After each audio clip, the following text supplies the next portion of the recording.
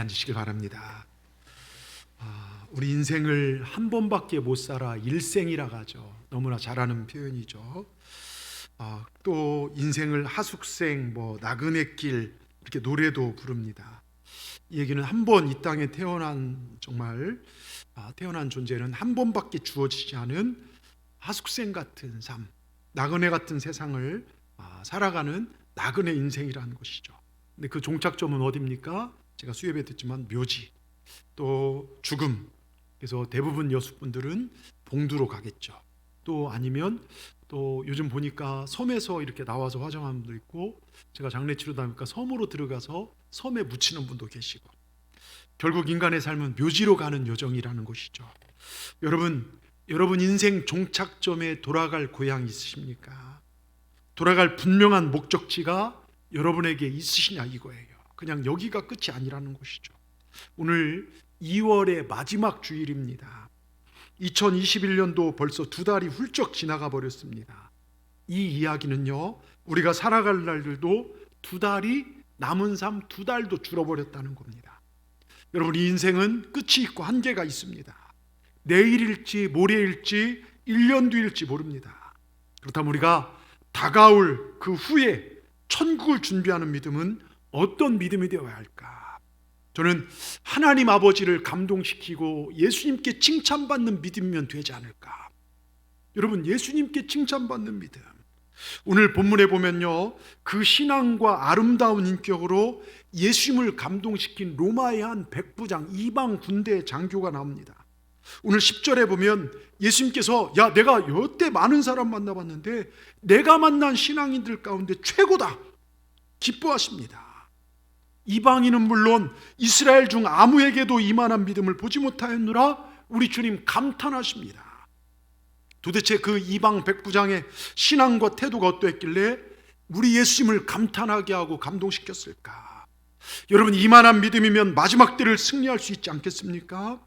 우리의 구원자 되신 주님께서 인정한 믿음이라면 마지막 때 반드시 구원받고 정말 승리하게 될 줄 믿습니다. 오늘 성경에 보면요, 10절 끝자락에 보면 이스라엘 중 아무에게도 이만한 믿음을. 여러분, 오늘 이 설교를 통해서요, 오늘 교회 오신 여러분들 정말로 우리 주님의 입을 우리가 얻고 돌아갈 것은요, 주님의 입술을 통해서 이만한 믿음. 오늘 이 예배 올라오신 여러분들 이만한 믿음을 얻고 돌아가시길 바랍니다. 여러분, 주님의 입을 통해 칭찬받는 믿음, 이 백부장의 믿음이 다르다는 거예요. 백부장의 믿음은요, 예수님을 놀라게 한 믿음이었어요. 여러분, 우리가 이 땅에 살아가면서 한 번쯤 예수님을 놀라게 할 수 있다면, 감동시킬 수 있는 믿음을 가질 수 있다면, 하나님을 감동시킬 수 있는 믿음의 소유자가 될 수 있다면 이 얼마나 멋진 일이겠습니까? 예수님을 감동시킬 만한 그 믿음은 과연 어떤 믿음일까? 여러분, 하나님께서 오늘 내 믿음을 보신다면, 여러분 한 명 한 명의, 지금 예배드린 여러분 한 명 한 명의 믿음을 보시고 하나님이 근심하고 계실까요? 아니면 감동받고 계실까요?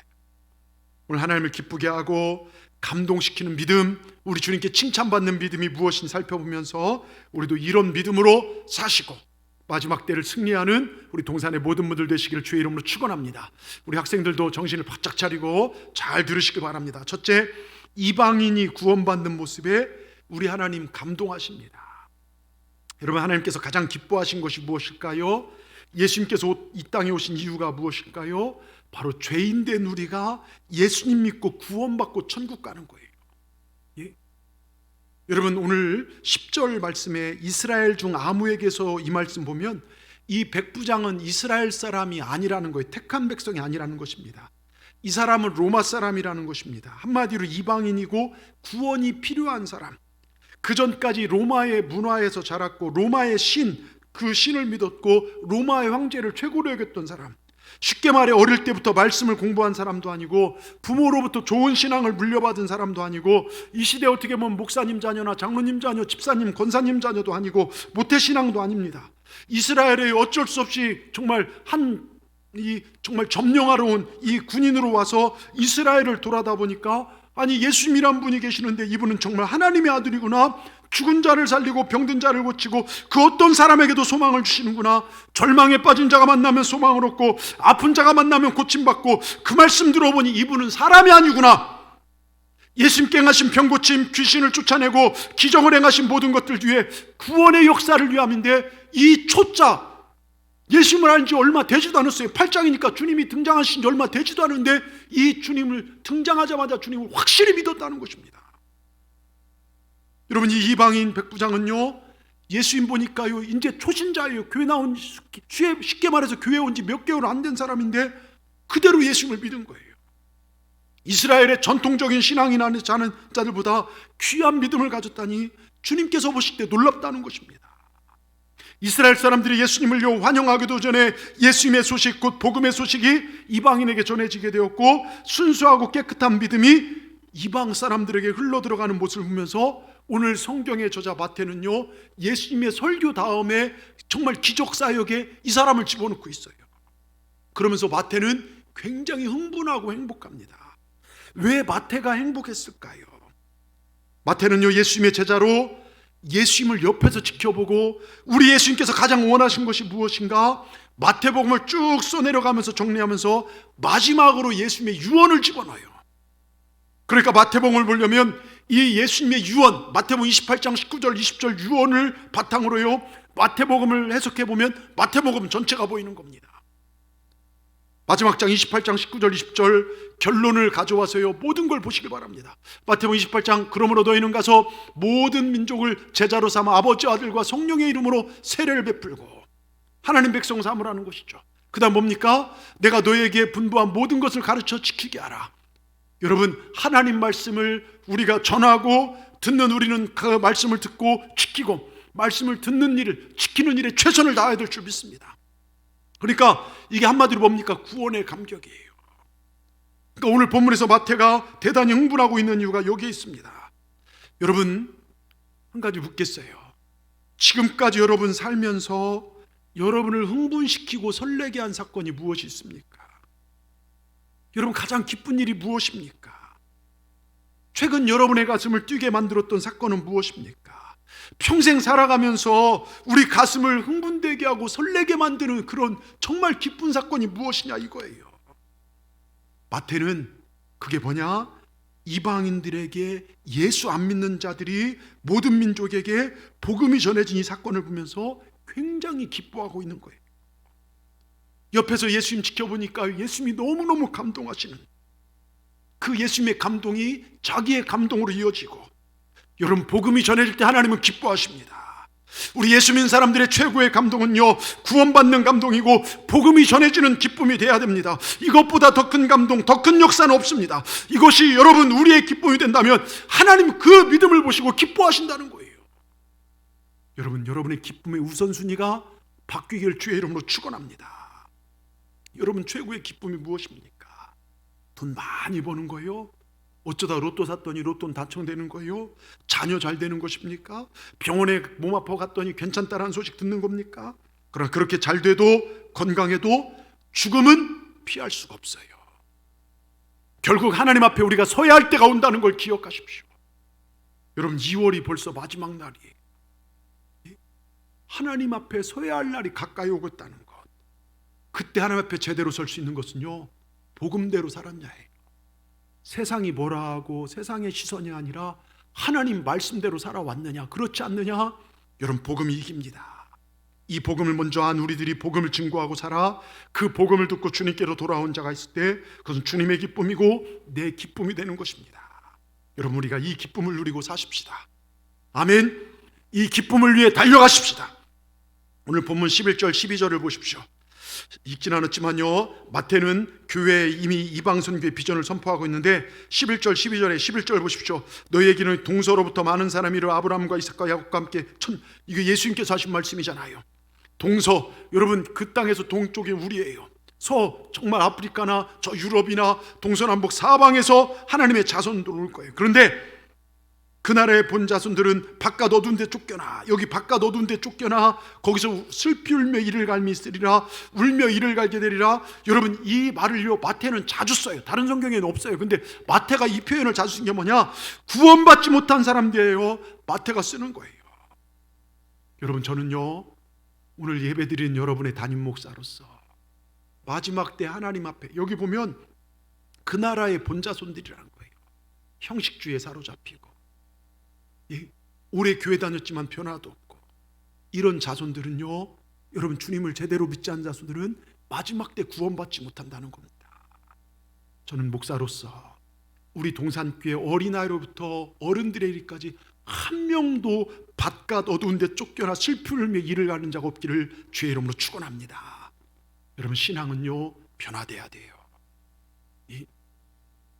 예수님 사역 초기에 예수님 이제 등장하신 지 얼마 안 됐잖아요.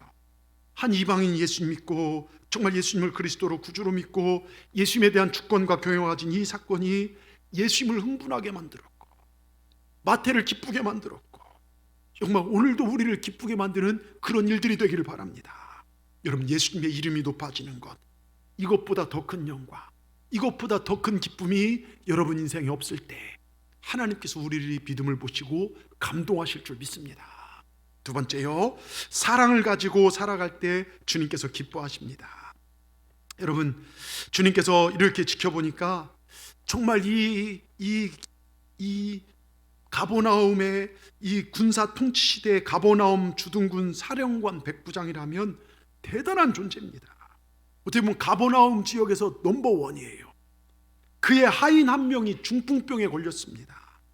식민지의 노예 한 명 병 들으면 그냥 쫓아버리거나 내버리면 돼요. 그 당시 종은요 인격이 아닙니다. 사람이 아니에요. 재산 목록 중에 하나였어요. 여러분, 로마 시대와 일제 치하 시대, 일제 사람 우리나라의 악화가 권력을 비교해 보면 로마 사람들이 훨씬 더 심했대요. 그 당시에는요. 예? 그러니까 이 로마의 그 노예는요, 이건 인격도 아니에요. 예? 병든 종을 집에 두면요 돈밖에 더 드립니까? 아무런 낭비잖아요.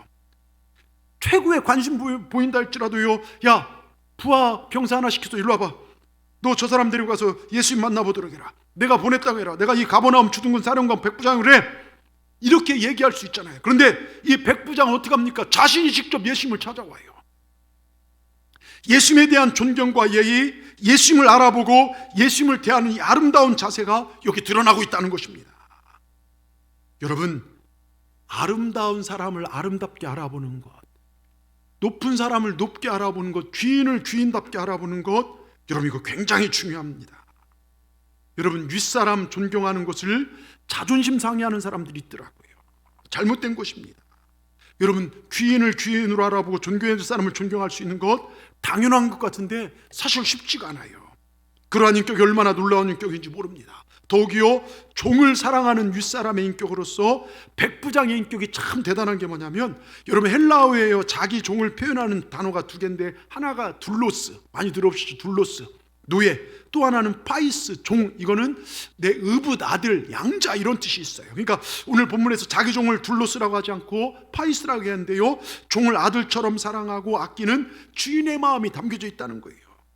이런 백부장을 보고 예수님께서 귀하게 여기시더라 이거예요. 아무런 가치 없는 노예, 병들면 그냥 버려버리면 돼요. 그냥 나가라 가면 됩니다. 어디 가서 죽든 말든 신경 쓸 필요가 없어요. 그런데 백부장은 이 불쌍한 하인을 대할 때 자기 아들처럼, 병든 자기 아들처럼, 병들어 죽어간 아들처럼 안타까움을 가지고 그 사랑의 마음을 가지고 대하는 이 백부장의 모습을 보고 이만한 사랑을 가진 믿음을 내가 본 적이 없다 얘기합니다. 여러분, 아름다운 신앙 인격이요, 정말 아름다운 교인들은요 위에 분들을 존경해요. 또한 나보다 아랫사람들, 나이가 어리거나 직분이 정말 낮거나 하는 분들을 존중합니다. 그러니까 위를 향한 존경과 아래를 향한 존중, 이것이 아름답더라고요. 여러분, 우리가 서로 존경하고 존중해 주시길 바랍니다. 정말 아름다운 교회와요 문제 있는 교회의 차이점이 무엇인 줄 아십니까? 상위 리더십, 즉 직분자들을 존경하는 것입니다. 제가 처음 동산교회 왔을 때요, 집사님들은 권사님들을, 권사님들은 장로님들을 정말 존경하기보다는요, 이게 문제다 저게 문제다 그 얘기만 하시더라고요. 섭섭함과 문제점을 참 많이 얘기했어요. 또한 젊은 세대에게요, 어느 정도 나이 드신 분들이 존중하지 못하고 함부로 말해서 이 교회를 떠나갔다는 그런 이야기를 들을 때 얼마나 가슴이 아팠는지 몰라요. 여러분, 서로 존중해 주십시다. 서로 존경해 주십시다. 목회자를 존경해 주시고요, 장로님들을 존경해 주시고요, 속장님, 인도자님들을 존경하시고 선교회장님들을 존경하시고, 또한 후배분들은 정말 더욱 존중하고 우리 후배들을 더 존중하고 살아간다면요, 얼마나 아름다운 모습일까요? 이게 주님을 감동시키는 믿음이라는 거예요. 무슨 얘기인지 아시겠습니까? 내가 옳다고 생각하는 얘기, 내 주장 굳이 주장하여 공동체 아프게 하지 마시고 서로를 격려하고 존경하고 존중하는 그 일을 잘 감당하여 여러분 주님을 기쁘시게 할 때 마지막 때 아름다운 교회를 주님께 올려드리는 우리 동산교회가 될 줄 믿습니다. 주님의 기쁨을 위해 달려가는 우리 모두가 되시길 주의 이름으로 축원합니다. 세 번째요, 겸손함은 하나님을 최고로 기쁘게 하는 믿음이라는 거예요.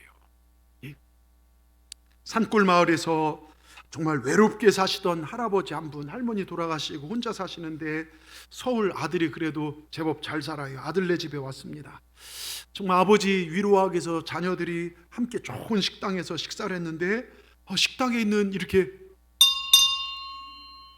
이 종을 탁 치니까요, 정말 이쁘게 차려입은 아가씨가 와서 뭘 도와드릴까요? 물도 주고 막 아주 신기해요. 예?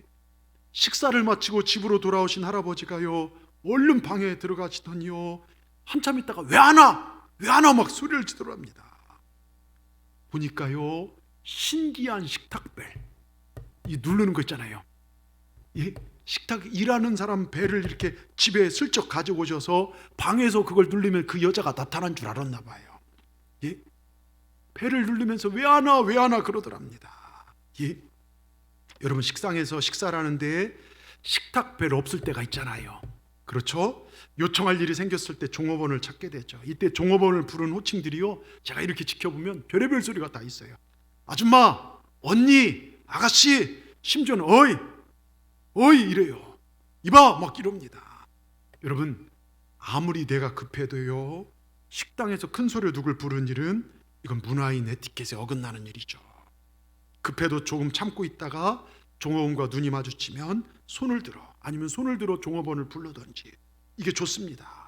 몇천 원짜리나 혹은 몇만 원짜리 식사하면서 식당에서 일하신 분들을 이래라 저래라 큰 소리치고 무시한 태도를 보이면 안 된다는 것이죠. 이 얘기는 뭐냐? 그 누구도 인격을 무시하면 안 된다는 것입니다.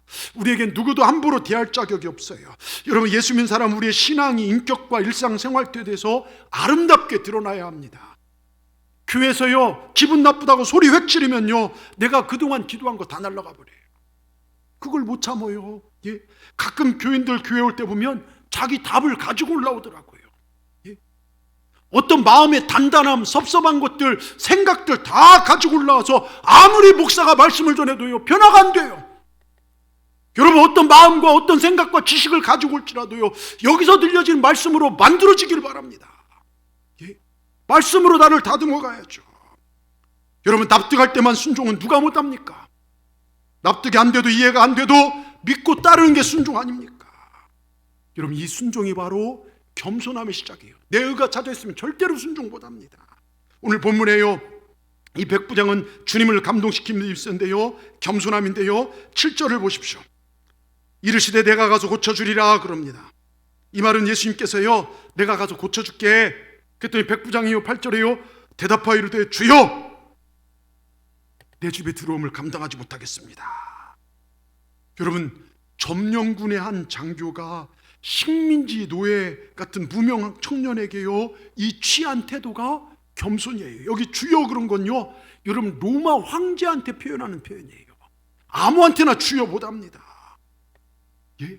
백부장님 나이도 있는데요, 지금 나이도 어린, 이제 33살 안 됐죠. 30살 이제 강 넘어서 막 이제 사역 초기 시작한 30대, 이제 30세 초기에 그 청년한테 주여 그럽니다. 여러분, 주님으로 고백합니다. 물론 백부장이 예수님을 하나님의 아들로 이해하기보다는요, 예수님의 절대 권위를 인정했다는 것이죠. 그리고 예수님 우리 집에 오는 것을 감당할 수 없다는 거예요. 자, 여러분 잘 보세요. 세상 사람들의 그런 눈으로 볼 때 예수님, 젊은 예수님께 당시 로마 장교 가버나움의 대빵, 어떻게 보면 이 백부장의 초대를 받았다면 누가 더 좋은 일일까요? 영광일까요? 백부장일까요? 예수님일까요? 예수님이죠. 아니, 생각해 보세요. 우리 평범한데 정말 뭐 국회의원이나 아니면 뭐 여수시장님이 우리 집 한번 오겠다 그러면 세상 사람들 볼 때 시장님이 영광 받습니까? 아니면 우리 집 시장이 뭔데 당신 집 뭐야? 그렇게 생각하지 않겠냐 이거예요. 예? 세상 사람 눈으로 보면 백부장 집에 예수님이 들어가서 함께 교제를 하는 것이 예수님께 영광이라는 것이죠. 그러나 백부장은 주님처럼 귀하신 분이 천한 우리 집에 오는 것을 나는 감당할 수 없습니다. 당신처럼 존귀하신 분이 미천하고 무가치한 우리 집에 오는 것을 나는 감당할 수 없다는 거예요. 당신 같은 분이 이방인 더러운 우리 집에 오는 것을 나는 감당할 수 없습니다. 예수님께서요, 그러니까 이만큼 겸손한 믿음을 내가 본 적이 없다는 거예요. 감동을 하신 이유가 바로 그겁니다. 백부장의 겸손한 인격이 예수님을 감동시켜요. 여러분, 인격 중에 가장 아름다운 인격이 겸손한 인격입니다. 죄송한 표현이지만 제가 30대 초반에 부목사를, 우리 예수님 순교하실 나이에, 십자가 지실 나이에 목사 안수를 받고 이제 부목사 생활을 시작하는데요. 예? 지금은 제가 50대를 눈앞에 두고 있지만 그때 30대 초반이 젊잖아요. 부목사인데 저한테 신방을 요청해요. 사선 국회의원이 자기 의자가 막 멋있어요. 그 소파의 제일 중앙 자리에 저를 모시고 제 옆에서 예배를 드리고 제 앞에서 무릎을 꿇고 해요. 예? 롯데호텔의 사장을 했던 한 권사님은요, 예배 드리면 무릎 꿇고 식구들이 다 예배를 받고, SK의 한 계열사의 회장 되신 분은 자기가 이번에 회장 됐다고 와서 예배 드려달라고 해서 종로의 그 높은 빌딩에 올라가서 거기서 예배를 드리고 제 앞에 무릎 꿇고 안수를 받아요. 아들 같은 나이예요. 여러분, 배움, 학벌, 나이 다 떨어지지만 주님의 종으로 여기는 그 마음, 그 인격, 이게 귀하더라 이것입니다. 겸손한 인격을 보면요, 고개가 저절로 숙여져요. 속으로 숙이든 겉으로 숙이든 인격 중에 빛나는 인격이 겸손한 인격이더라 이거예요. 예수님을 감동시키는 인격에 믿음까지 더해졌으니까요, 이만한 겸손을 지닌 믿음을 주님이 본 적이 없다는 것입니다. 여러분, 마지막 때 구원받는 믿음, 이게 겸손한 믿음이에요. 누가 보아도 예수님 모실 만한 자격이 있죠. 그러나 백부장은 이 예수님에 대한 경외감 때문에 나는 부족합니다, 자격이 없습니다. 바로 이 마음과 자세가 예수님을 감동시키는 믿음입니다. 여러분, 우리 겸손해야 돼요. 아멘. 겸손한 인격이 돼야 돼요. 제가 부부 생활 해보니까요, 어쩌다 간혹 맨날 저만 손해보는 것 같더라고요. 나만 일하는 것 같고 막 맨날 나한테만 하는 것 같고 막 뭐 더 얘기해서 뭐 하겠습니까? 막 그런 마음들이니까 막 미워 보이더라고요. 행복이 깨지고 막 하는 거 하는가 막 미워 보이더라고요. 막 싸움이 나고 목소리가 커지고. 그런데요, 은혜 받아서 내가 복이 많아서 이렇게 정말 아름답고 이쁜데 아내를 만났네, 하나님 내게 축복으로 주었네. 여러분, 그러면요 싸움이 안 나요. 나보다 내 남편이 더 낫다, 내게는 정말 과분한 사람인데 하나님 주셨구나, 이렇게 생각하고 사는 것이 겸손이라는 거예요. 그래야 가정이 행복해지는 겁니다. 교회에서도요, 어디 공동체, 하나님께서 부족한 나를 귀히 여기셔서 과분한 직분을 내게 주셨구나, 감사하며 사는 것이 겸손입니다. 그런데 많은 교인들 보십시오. 내가 뭔데 왜 직분이 안 되냐고, 내가 인정받지 못한다고 생각해 보십시오. 여러분, 우린 주님께만 인정받고 우리 교회를 아름답게 세워나갈 수 있다면 그거면 되잖아요. 그런데 내가 인정받지 못한다면 주님 안 보여요. 예? 교회에서 충성하지 못했고 내가 하나님 앞에 그렇게 크게 갚지 못하고 사는데 늘 내가 과한 인정을 받고 산다, 이렇게 생각하는 것이 이게 겸손한 인격이라는 것입니다. 늘 나만 일하는 것 같고 나만 손해보는 것 같고 누구는 교회에서 인정받는 것 같고 나는 인정받지 못하고 거기서 섭섭하고 불평스럽다, 그래서 상처받았다. 여러분, 반드시 기억하십시오. 이게 교만이라는 거예요. 이게 교만이라는 것입니다.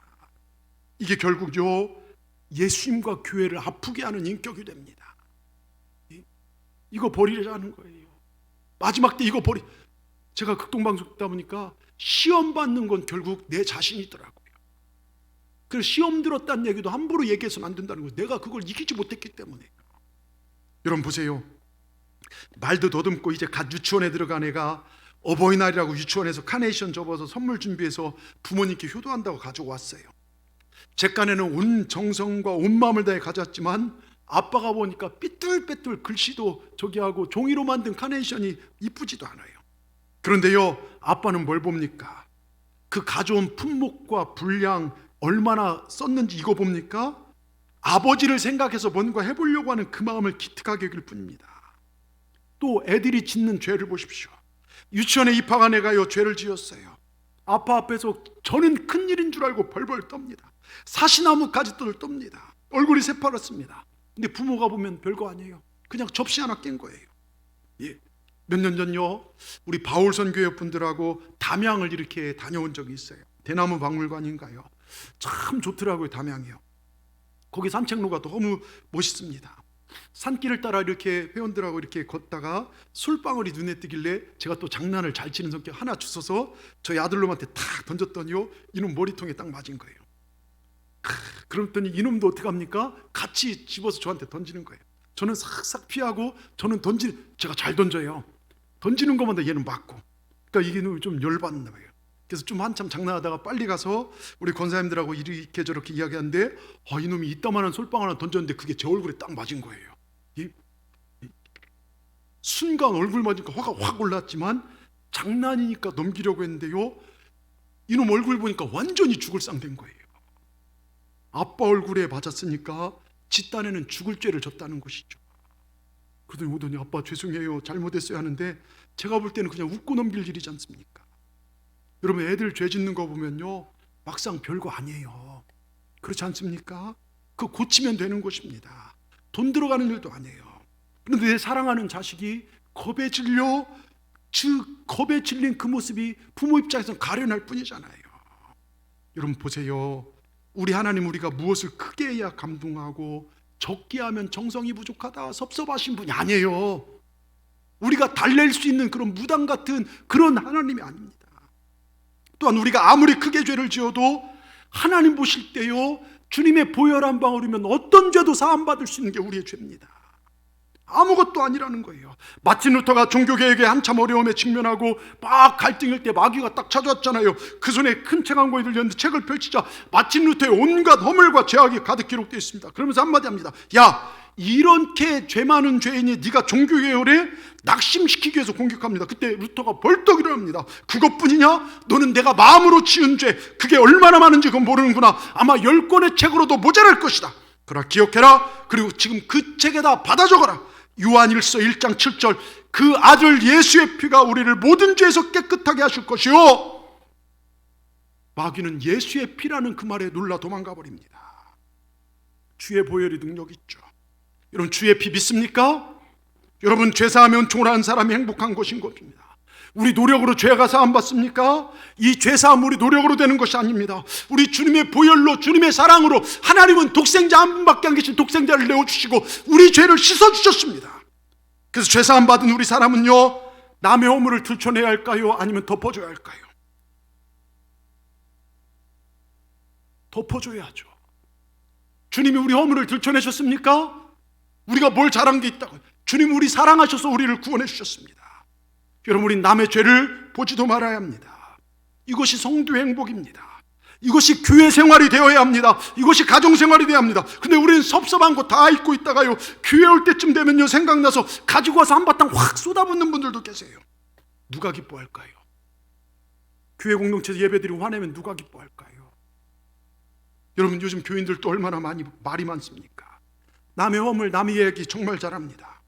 여러분, 교회에서 하나님 나라가 세워져 가는 데서 가장 불쌍한 사람은 내 허물을 돌아보지 아니하고 남의 허물을 보고 사는 사람입니다. 서로를 정죄하고 사는 그런 교회와 가정은 하나님께서 역사하지 않습니다. 친구 관계도, 부부 관계도, 교우 관계도 서로 허물과 약점을 가려줄 때 여러분 행복할 수 있어요. 우리 교회가 이런 교회가 되기를 원합니다. 겸손할 때 이 일이 가능해요.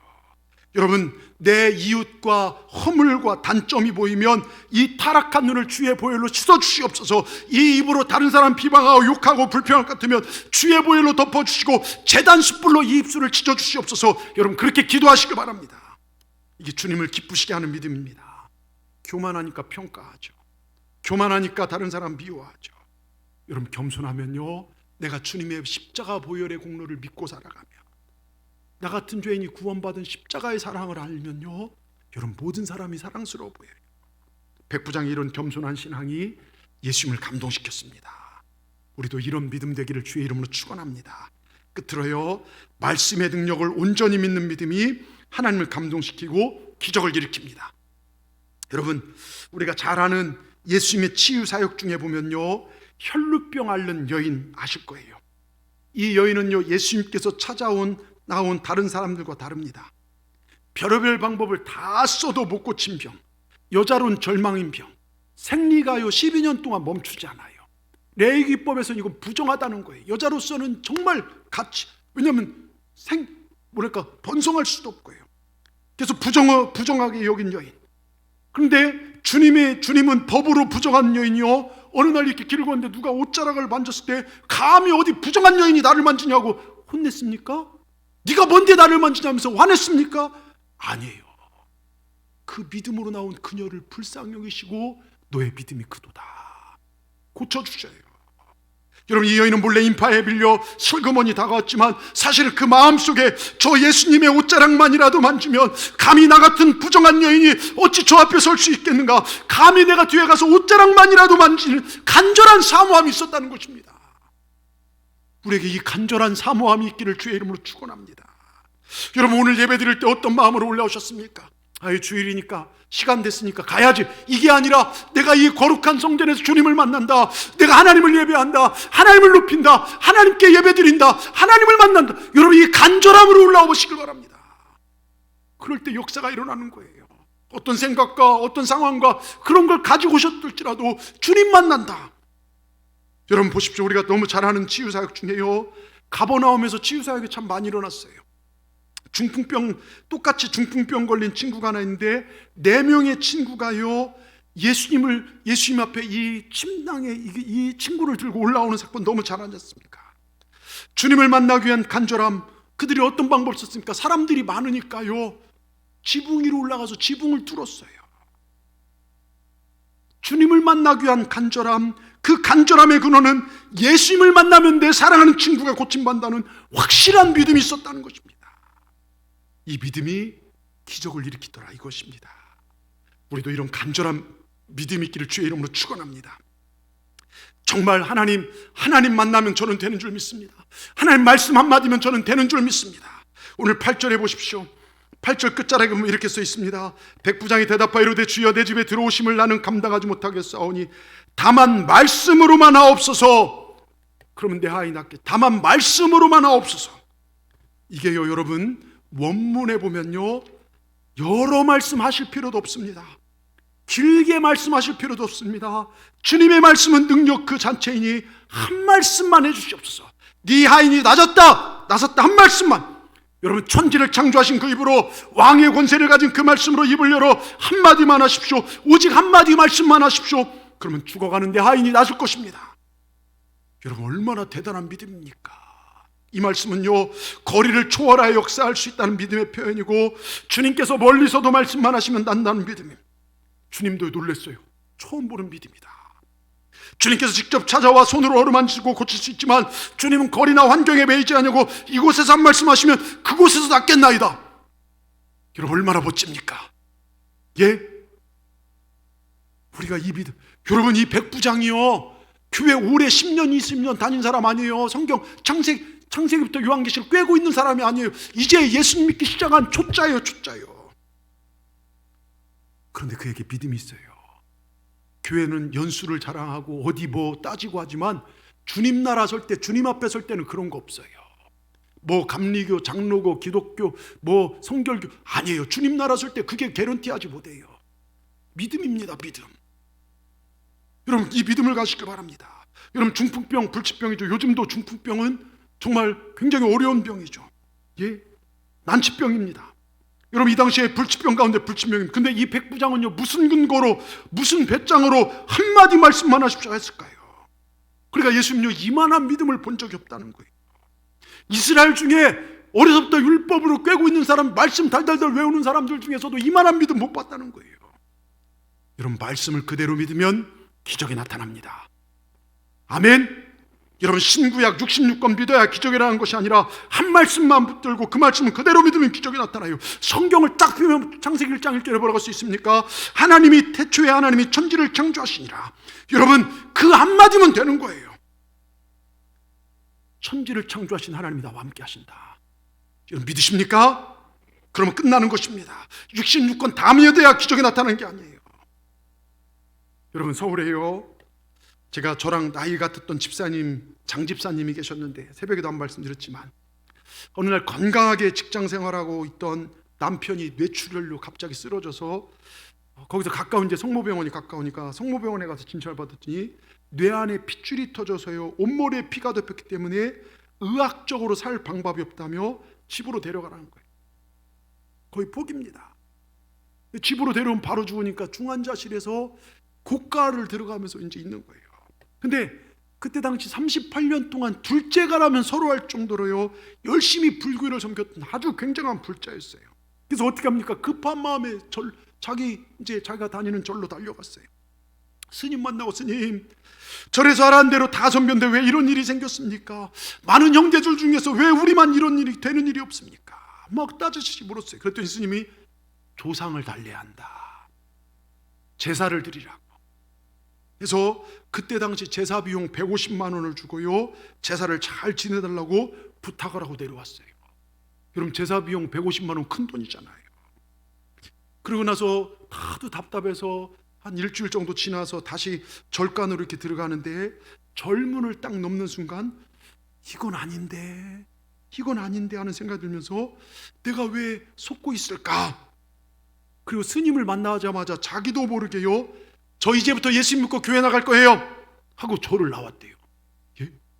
그러니까 자기 힘으로 말한 것 같지 않대요. 그리고 이분이 이제 교회에 온 거예요. 교회 나오고 절에 사용하던 염주, 고액의 부적들 다 불살라 버린데요 자기가 처음에 못했어요. 제가 가서 예배 드리고 왜냐하면 그 사람들은 부적 이거 상하면요 저주받는 줄 알아요. 그래서 굉장히 무서워하더라고요. 그래서 제가 가서 예배 드리면서 제가 다 떼요. 문에 붙은 거 막 심지어는 베개 속에도 집어넣고 속옷 속에도 집어넣더라고요. 그거 다 뗐어요.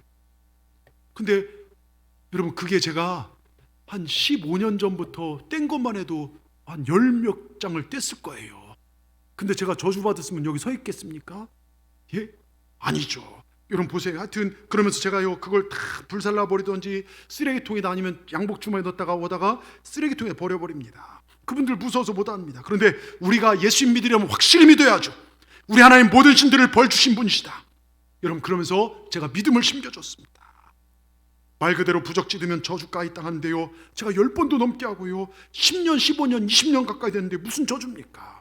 그래서 아무튼 이분이요 예수님을 영접하고 남편을 위해요 40일 또 특세가 있었어요. 호렙산이요. 열심히 기도하면서 이 사람이 그때만큼 그 오전 금식을 했어요. 오전 금식을 하면서 날마다 남편에게 성경을 귀에다 대고 읽어주며 간절히 기도를 했습니다. 그러나 어느 날 기도 중에 환상을 봐요. 갑자기 강한 빛이 몇 분 동안 남편의 머릿속을 비치는 것입니다. 그 남편은요 점차 회복되어 중환자실에서 일반 병실로 옮겨졌고 뇌 촬영을 할 때마다 조금 차도를 보이더니요 여러분 40일 작전 기도가 끝났을 때 완전히 정상으로 돌아왔어요. 예? 병원에서 포기한 남편인데요 건강을 되찾아 퇴원하게 됐습니다. 남편이 퇴원하고 이 두 부부가 교회를 나와요. 집에 있는데 절에서 전화가 왔죠. 그래서 스님도 예수 믿으세요? 그렇게 했대요. 그랬더니 막 소리를 지르고 끊더랍니다. 미쳤다고. 여러분 이 이야기를 하면요 우리는요 정말 이 천국 진리와 이걸 알기 때문이지만 세상은 왜 이 다른 종교를 탄압하냐 우습게 여기냐 이렇게 얘기할 수 있어요.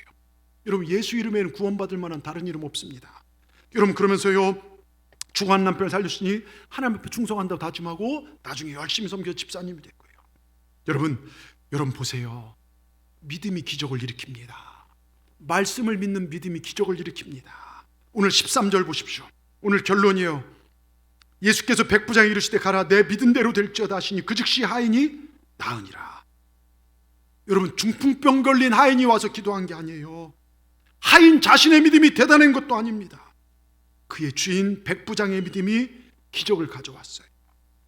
백부장의 믿음이 하나님을 감동시켰어요.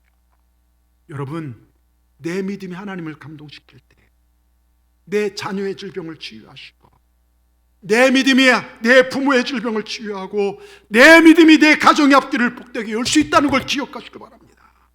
예수님께서요, 이렇게 순수한 이 믿음의 순수한 이 백부장, 이만한 믿음은 내가 보지 못했다고 기뻐하십니다. 이스라엘 중에서 내가 이런 믿음을 본 적이 없다 감격해 하십니다. 여러분, 오늘 본문 읽을 때요, 얼마나 가슴이 훈훈합니까? 예수님께서 이렇게 기뻐하고 감동하신 모습 보니까 여러분 기쁘지 않습니까? 예? 여러분, 저는 좋아요. 여러분들도 예수님을 감동시킨 믿음을 얻길 바랍니다. 시시한 믿음, 조금 한두 달 기도하다 안 되면 포기하는 믿음이 아니라 예수님을 감동시킨 믿음을 얻으시길 바랍니다. 내 믿음이 예수님을 감동시키면 예수님께서 여러분을 감격시키실 것입니다. 오늘 주님께서 우리에게 이렇게 말씀하시면 얼마나 좋을까요? 이만한 믿음을 가진 여수에 있는 동산교회 누구누구를 내가 볼 수 있다니 난 행복하다. 여러분, 이 주인공 되시길 바랍니다. 저런 순수한 믿음을 보았다니 내가 행복하다. 이 코로나 시대에, 이 어려운 시대에 환경과 상황을 뛰어넘고 하나님만 바라보는 그 믿음, 하나님만 소망 삼고 사는 그 믿음을 내가 보았다니 내가 행복하다. 내 믿음을 보고, 여러분의 믿음을 보고 하나님이 감탄하시기를 주의 이름으로 축원합니다. 앞으로 남은 삶, 이 한 해 동안 하나님을 기쁘게 하시고 주님의 칭찬받는 신앙생활에 최선을 다하시길 바랍니다. 하나님께서 여러분을 감동시키시고 깜짝 놀랄 축복을 베풀어 주실 줄 믿습니다. 기도하겠습니다. 사랑과 은혜가 충만하신 아버지 하나님, 감사합니다. 지난 2월까지 지켜주신 아버지 하나님, 2월의 마지막 주일 하나님을 감동시키는 믿음에 관하여 백부장의 믿음을 들려주시고 도전 주시니 감사합니다. 마지막을 승리하고 우리 인생의 감격스러운 복이 되는 믿음이 우리에게 있기를 원합니다. 내가 이만한 믿음을 볼 수 있는 동산교회 누구를 보니까 참으로 행복하다. 이 어려운 시대에 저런 순수한 믿음을 보니 내가 행복하다라는 주님을 행복하게 하고 주님을 기쁘게 해드린 믿음, 우리 동산재단의 믿음 되게 하여 주시고, 우리 재단의 그 누구도 밖으로 버림받아 슬피 울며 이를 가는 자, 지옥불에 들어가는 자 없도록 주여 붙잡아 주시옵소서. 내가 주님 감동케 하면 주님은 내 인생을 감격케 하실 줄 믿습니다. 안 믿는 자가 예수 믿고 구원받는 것이, 그것이 내 최고의 기쁨 되게 하시고, 남을 사랑하며 겸손하며 오직 믿음으로서 하나님을 기쁘게 하는 내 믿음으로 말미암아 내 자녀가, 내 부모가, 내 가정이, 이 사상이 살아나는 귀한 역사가 있게 하여 주시옵소서. 예수님의 이름으로 감사하며 기도드리옵나이다. 아멘. 우리 찬송가